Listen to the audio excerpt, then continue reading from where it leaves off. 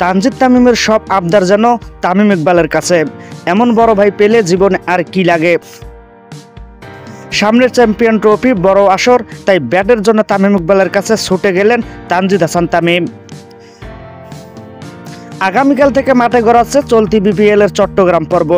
তার আগে জহুর আহমেদ চৌধুরী স্টেডিয়ামে আজ বুধবার তামিম ইকবাল ও তানজিদ তামিমকে একসঙ্গে দেখা গেছে। যদিও দুজন খেলেছেন ভিন্ন ফ্র্যাঞ্চাইজির হয়ে, মূলত তানজিদ সিও কোম্পানির নতুন ব্যাট আনার পর সেসব নিয়মেই সিনিয়র তামিমের সঙ্গে আলাপ করেছেন।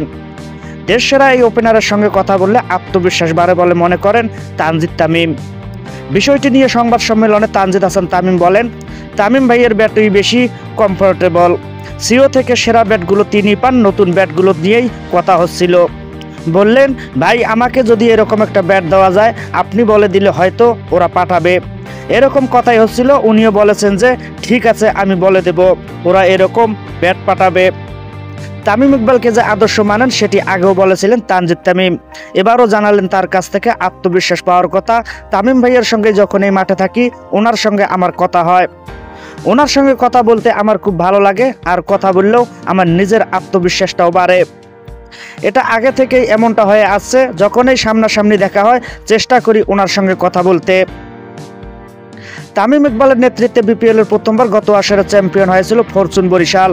চলমান আসরও একই ফ্র্যাঞ্চাইজি এই ভূমিকায় খেলছেন তামিম। চলতি বিপিএল এ এখন পর্যন্ত 5 ম্যাচে 40.25 গড় এবং 151.88 স্ট্রাইক রেটে তিনি 161 রান করেছেন। 5 ম্যাচ শেষে 6 পয়েন্ট নিয়ে টেবিলে 3-এ অবস্থান করছেন ফরচুন বরিশাল। অন্যদিকে তানজিদ তামিমের ঢাকা ক্যাপিটালস অবশ্যই 7 ম্যাচে কেবল একটিতে জয় পেয়েছে, ফলে টেবিলও তাদের অবস্থান তলানিতে। তবে ব্যক্তিগত নৈপুণ্যে তানজিদ হাসান সর্বোচ্চ রান সংগ্রহের তালিকায় 3-এ 1 সেঞ্চুরি সহ 7 ম্যাচে 35.14 গড় এবং 138.20 স্ট্রাইক রেটে 246 রান করেছেন ঢাকার এই বাঁহাতি ওপেনার।